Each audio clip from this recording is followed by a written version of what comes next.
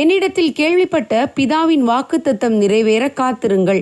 அப்போஸ்தலர் 1:5 வழக்கறிஞராக இருந்த 29 வயது நிரம்பிய சார்ல்ஸ் பின்னி ஒரு நாள் தன் உள்ளத்தில் இருந்த கேள்விக்கு விடை கண்டுபிடிக்க முடிவு செய்தார். எனவே தேவனை தேடும்படி நியூயார்க்கில் தன்னுடைய வீட்டுக்கு அருகில் இருந்த ஒரு காட்டு பகுதிக்கு சென்றார். என் இருதயத்தை தேவனுக்கு தரும் வரை நான் அங்கிருந்து வீட்டுக்கு திரும்ப போவதில்லை என்று தீர்மானத்தோடு அந்த காட்டு பகுதிக்கு சென்று ஜெபித்தார்.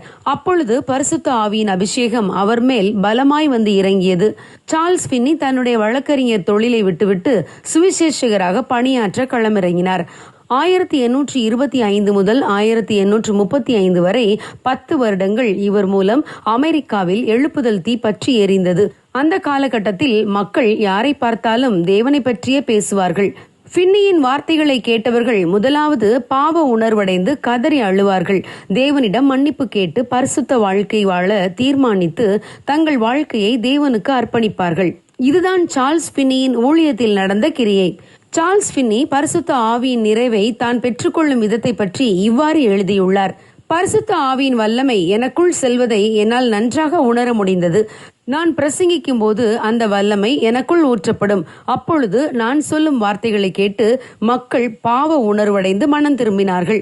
என் வாயில் இருந்து வெளியேறிய வார்த்தைகள் கூர்மையான அம்புகளைப் போல மக்களுடைய உள்ளத்திற்குள் பாய்ந்தது. பட்டய வெட்டை போல வெட்டியது.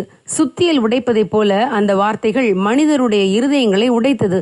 எப்பொழுதெல்லாம் நான் வல்லமை இழந்து முழுவதும் வெறுமையானதைப் போல உணர்ந்தேனோ அப்பொழுதெல்லாம் உடனடியாக தேவனுடைய சமூகத்திற்கு உபவாசத்துடனும் ஜெபத்துடனும் சென்று விடுவேன். என்னை தாழ்த்தி பரிசுத்த ஆவியானவரின் உதவி கேட்டு கதறி ஜெபிக்கும் போது மீண்டும் ஒரு புதிய வல்லமையை நான் பெற்றுக்கொள்வேன். பின்பு மீண்டும் அதே உற்சாகத்துடனும் வல்லமையுடனும் பிரசங்கம் செய்வேன். ஜனங்கள் கூட்டம் கூட்டமாக ரட்சிக்கப்படுவார்கள். இதுதான் என்னுடைய ஊழிய அனுபவம் என்று எழுதினார்.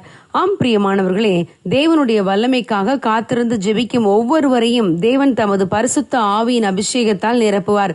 அவ்வாறு தேவ சமூகத்தில் காத்திருந்து அபிஷேகத்தை பெற்றுக்கொண்டு செய்யும் ஊழியங்களினால் மிகுந்த பலன் உண்டாகும். சவுல் எனப்பட்ட பவுல் இயேசு கிறிஸ்துவை சந்தித்த உடனே 3 நாட்கள் புசியாமலும் குடியாமலும் இருந்து ஜெபித்தார். ஜெபத்தை கேட்ட தேவன் அனனியா என்ற ஒரு சீஷனை சவுலிடம் அனுப்பினார். அனனியா சவுலிடம் வந்து அவர் மேல் கையை வைத்து, சகோதரனாகிய சவுலே, நீ பார்வையடையும்படிக்கும் பரிசுத்த ஆவியினாலே நிரப்பப்படும்படிக்கும் என்னை கர்த்தர் உன்னிடம் அனுப்பினார் என்றார். உடனே சவுலின் கண்கள் திறக்கப்பட்டன. அவர் பரிசுத்த ஆவியின் பலனை பெற்றார். தாமதமின்றி கிறிஸ்து தேவனுடைய குமாரன் என்று ஆலயங்களிலே பிரசங்கித்தார். சந்தை வழிகளில் எதிர்பட்டோர் எல்லாருக்கும் பிரசங்கித்தார். அநேகர் அவர் வார்த்தைகளை கேட்டு ரட்சிக்கப்பட்டார்கள். அவர் சென்ற இடங்களில் எல்லாம் சபைகள் ஸ்தாபிக்கப்பட்டன. ஆம் பிரியமானவர்களே, கடைசி நாட்களில் நான் மாம்சமான யாவர் மேலும் என் ஆவியை ஊற்றுவேன் என்று பிதா கொடுத்த வாக்குத்தத்தம் நிறைவேறும்படி நாமும் ஜெபத்திலும் உபவாசத்திலும் உறுதியாய் தரித்திருந்தால் தேவன் நம்மையும் தம்முடைய ஆவியினாலே நிரப்பி பயன்படுத்துவார்.